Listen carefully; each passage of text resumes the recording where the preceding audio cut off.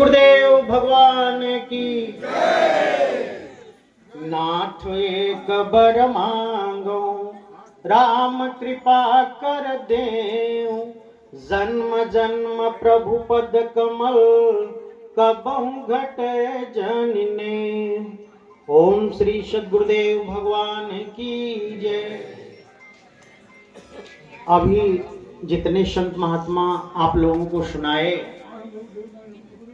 महात्मा का पदार्पण जा घर गुरु की भक्ति नहीं, जहां न संत मेहमान ता घर मरघट जान के भूत बसे दिन मान।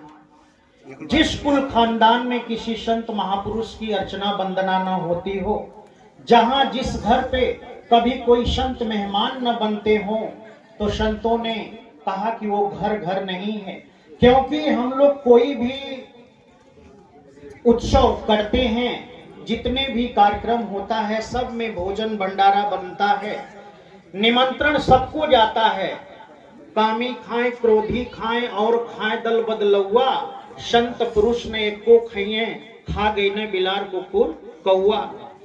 जिसको खाना चाहिए, आपके काशी के शूपा भगत, जिस समय राष्ट्र यज्ञ हो रहा था पांडवों का, वहां भगवान कृष्ण से उन लोगों ने कहा कि कन्हैया हम लोगों का यज्ञ सफल कैसे होगा। उन्होंने कहा आपके दरवाजे आकर के यज्ञ में अगर कोई संत जूठन गिरा दे तो आपके आकाश में घंटा बोले तो समझ लेना आपका यज्ञ सफल हो गया।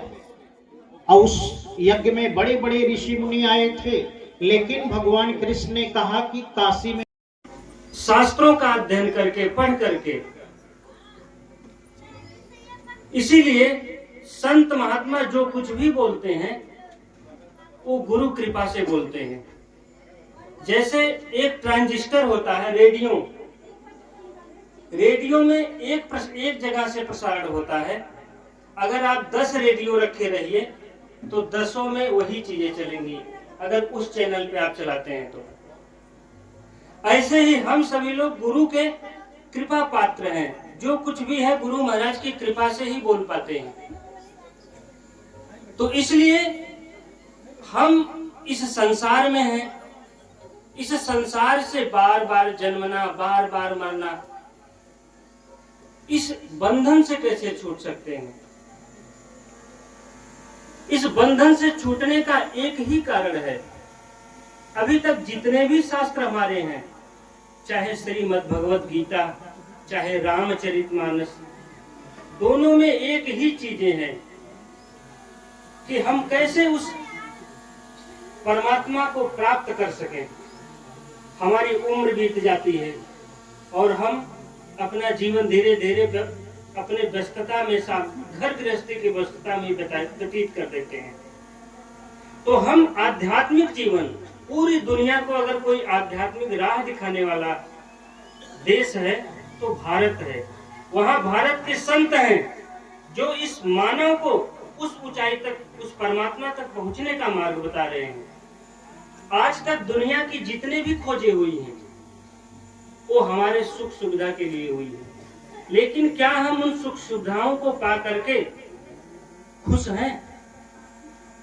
इसीलिए हमारे जितने भी महापुरुष रहे हैं पूर्व में, चाहे वह भगवान बुद्ध हो, माता मीरा हो, महाराजा मनु हो या भगवान महावीर हो, जितने भी महापुरुष थे, क्या इनके पास सुख सुविधाओं की कमी थी? क्या भगवान बुद्ध के पास सुख सुविधाओं की कमी थी? राज परिवार में पैदा हुए थे। क्या माता मीरा को, चित्तौड़ में पैदा हुई माता मीरा को पास किसी चीज की कमी थी? किसी चीज की कमी नहीं। तो क्योंकि वस्तुएं से हम कभी सुख नहीं प्राप्त कर सकते हैं। हम सभी लोग जो जीवन जी रहे हैं, ये मोह के अंतर्गत जी रहे हैं। और इसमें जागता कौन है? कहते या निशा सर्वभूतानाम तस्याम जागृति संयमी, यस्याम जागृति भूतानि सा निशा पश्यते मुनि। इस मोह रूपी रात्रि में वो जागता है जो संयमी होता है। सभी प्राणी पूरे संसार के जाग रहे हैं। और ये हम आंखों से देख तो रहे हैं, लेकिन ये देखना नहीं है, हम सो रहे हैं। क्योंकि भगवान को देखने के लिए इन आंखों की जरूरत नहीं होती है। जैसे भगवान कृष्ण जब अर्जुन को अपना विराट स्वरूप दिखा रहे थे महाभारत काल में, युद्ध के समय में, तो अर्जुन अपनी आंखें मलता रह गया। उसे कुछ समझ में नहीं आ रहा था। बोला, केशव मैं तो कुछ जान ही नहीं पा रहा हूं। तब भगवान कृष्ण ने कहा कि अर्जुन, जिन नेत्रों से तुम मुझे देखना चाहते हो वो नेत्रे नहीं है। प्रकार है, जिस प्रकार लाइट जलती है उसके प्रकाश में कोई कुछ भी करे, भला कृत्य करें अथवा बुरा कृत्य करें, उस लाइट पर कोई प्रभाव नहीं पड़ता। उसी प्रकार वो भगवान है तो सबके घट घट में है, लेकिन वो दृष्टा के रूप में है। भगवान ने कहा कि उपद्रष्टा अनुमंता च भर्ता भोक्ता महेश्वरः परमात्मेति चाप्युक्तो देहेस्मिन् पुरुषः परः। भगवान सम भाव में, सम रूप में, सबके अंतराल में, सबके हृदय के अंतराल में भगवान का वास है। जब हृदय में है तो दिखाई क्यों नहीं देते? तो उसका भी कारण है कि हृदय ईश्वर को हम लोग देख क्यों नहीं पाते। भगवान ने कहा, ईश्वरः सर्वभूतानां हृदय देशे अर्जुन तिष्ठति ब्राह्म्यां सर्वभूतानि यंत्रारूढ़ानि मायया। कि माया रूपी यंत्र में हम सब आरूढ़ होकर के भ्रम बस भटक रहे हैं संसार में, और यही कारण है कि हृदय ईश्वर को नहीं जान पाते। तो माया रूपी यंत्र क्या है? माया है कि संसार में हमारा मन, हमारी इंद्रियां जहां तक कार्य रूप ले रही हैं। मानस में गोस्वामी जी ने कहा कि गोचर जहाँ लगे मन जाई सो सब माया जानो भाई। इंद्रियों और इंद्रियों के भोगों में जहाँ तक हमारा मन भाग रहा है